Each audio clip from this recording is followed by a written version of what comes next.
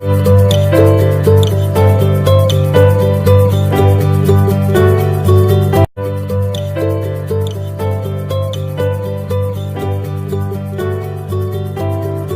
कैसे हैं आप सब लोग। दिस इज सलमान गौर और आप देख रहे हैं यूट्यूब के चैनल एकेडमिक क्लासेस पर।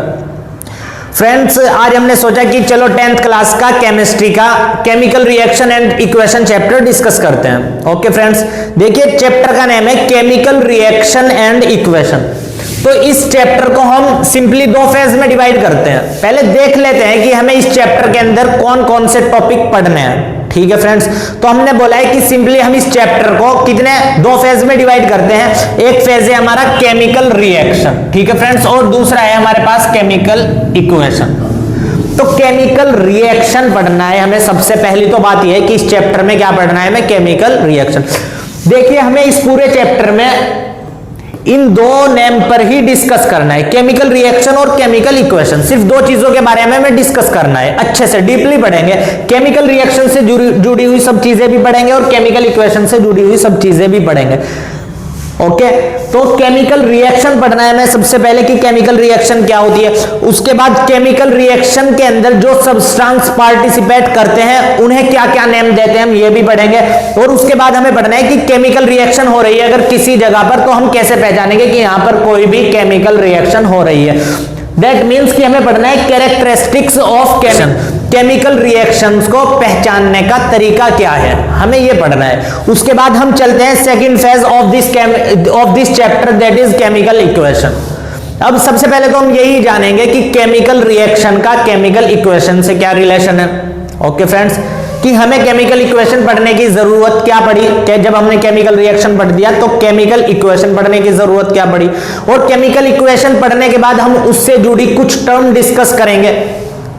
ठीक है गाइज, उसके बाद हमें पढ़ना है टाइप्स ऑफ केमिकल रिएक्शंस, कि केमिकल रिएक्शंस कितने तरीके की हो सकती है।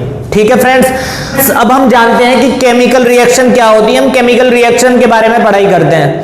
देखिए बच्चों, जब भी दो या दो से ज्यादा सब्सटेंस आपस में मिलते हैं और मिलने के बाद एक नया सब्सटेंस, एक नया प्रोडक्ट बनाते हैं, तो उसे बोलते हैं कि हाँ भाई यहां पर कोई ना कोई केमिकल रिएक्शन हुई है। ठीक है, मतलब जो नया सब्सटेंस बनेगा उसकी प्रॉपर्टीज पहले वाले जो सब्सटेंसेस थे उससे कुछ ना कुछ डिफरेंट होगी।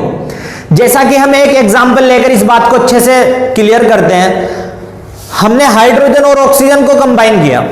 ठीक है फ्रेंड्स, हाइड्रोजन गैस की फॉर्म में और ऑक्सीजन भी गैस की फॉर्म में होता है, एज यू नो। हाइड्रोजन और ऑक्सीजन को कंबाइन किया और दोनों के कंबाइन होने के बाद एक नया सब्सटेंस बना जिसका नाम है वाटर। हाइड्रोजन और ऑक्सीजन के मिलने से क्या बनता है, वाटर बनता है, हम अच्छी तरह जानते हैं।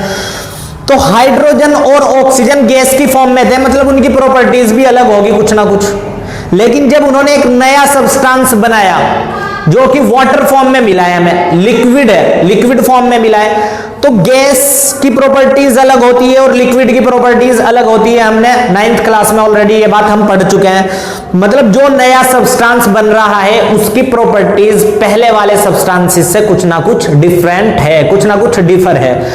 तो इस तरीके की जब भी कोई चीजें आपस में मिलती है और मिलने के बाद एक नया सब्सटेंस बनाती हो जिसकी प्रॉपर्टीज पहले से कुछ चेंज हो गई हो, उसकी स्टेट चेंज हो गई हो या फिर उसका कलर चेंज हो गया हो, तो इस तरीके के प्रोसेस को हम बोलते हैं कि हाँ भाई यहां पर कोई ना कोई केमिकल रिएक्शन हुई है। तो केमिकल रिएक्शन की डेफिनेशन क्या बनेगी, chemical reactions are the process in which new substances are formed with new properties. ठीक है फ्रेंड्स, यहां पर क्या होगा, नए नए सब्सटेंस बनेंगे और नई नई प्रॉपर्टीज के साथ बनेंगे। तो इस तरीके के प्रोसेस को हम क्या बोलेंगे, केमिकल रिएक्शन बोलेंगे। ठीक है फ्रेंड्स, अब अभी हमने जो एग्जांपल लिया था कि हाइड्रोजन और ऑक्सीजन को कंबाइन किया और दोनों ने कंबाइन होने के बाद एक नया सब्सटेंस बनाया जिसका नाम है वाटर। ठीक है, तो अब केमिकल रिएक्शन के अंदर जो पार्टिसिपेट कर रहे हैं सब्सटेंस, ठीक है, हाइड्रोजन और ऑक्सीजन, कुछ सब्सटेंस आपस में मिलेंगे और मिलने के बाद एक नया प्रोडक्ट बनाएंगे। ठीक है, तो जो सब्सटेंस आपस में मिलते हैं इनिशियली, जो सब्सटेंस क्या करते हैं आपस में इनिशियली मिलते हैं, केमिकल रिएक्शन में इनिशियली पार्टिसिपेट करते हैं, उन्हें हम बोलते हैं रिएक्टेंट्स। तो रिएक्टेंट्स कौन से सब्सटेंस होंगे? The substance which take part initially in a chemical reaction. मतलब केमिकल रिएक्शन जहां से शुरू होगी, जिन सब्सटेंस से केमिकल रिएक्शन शुरू होगी, उन सब्सटेंसेस को बोलेंगे कि ये रिएक्टेंट्स है। ठीक है फ्रेंड्स। और प्रोडक्ट्स क्या होंगे? प्रोडक्ट्स रिएक्टेंट्स आपस में मिलने के बाद जो नए सब्सटेंस बनाएंगे, जिनकी प्रॉपर्टीज पहले सब्सटेंसेस से अलग होगी, उन नए बनने वाले सब्सटेंसेस को हम बोलेंगे कि ये क्या है? ये प्रोडक्ट है। ठीक है फ्रेंड्स। और केमिकल रिएक्शन के लेफ्ट साइड में हमेशा लिखे जाएंगे reactants. Reactants always written on the left side in a chemical reaction and product always written on the right side in a chemical reaction. ठीक है फ्रेंड्स। केमिकल रिएक्शन क्या होती है? जब दो या दो से ज्यादा सब्सटेंस आपस में मिले और मिलने के बाद एक नया सब्सटेंस बनाए जिसकी प्रॉपर्टीज पहले वाले से अलग हो, तो इस तरीके के प्रोसेस को हम बोलेंगे कि ये केमिकल रिएक्शन है। यहां पर इन सब्सटेंस के बीच में कोई ना कोई केमिकल रिएक्शन जरूर हुई है। ठीक है बच्चों।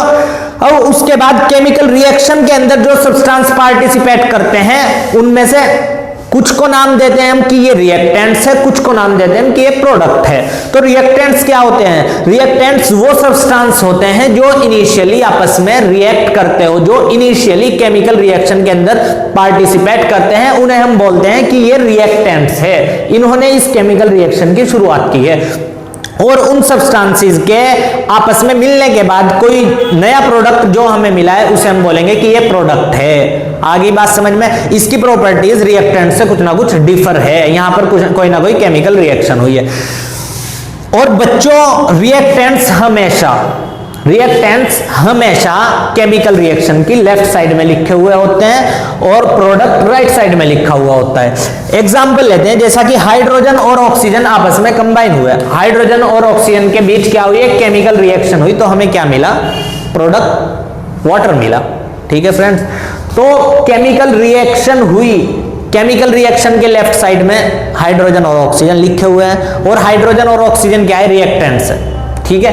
और फाइनली हमें जो सब्सटेंस मिला है उसे बोलते हैं कि प्रोडक्ट। तो केमिकल रिएक्शन के लेफ्ट साइड में रिएक्टेंट्स होते हैं लिखे हुए, और केमिकल रिएक्शन के राइट साइड में प्रोडक्ट लिखे हुए होते हैं।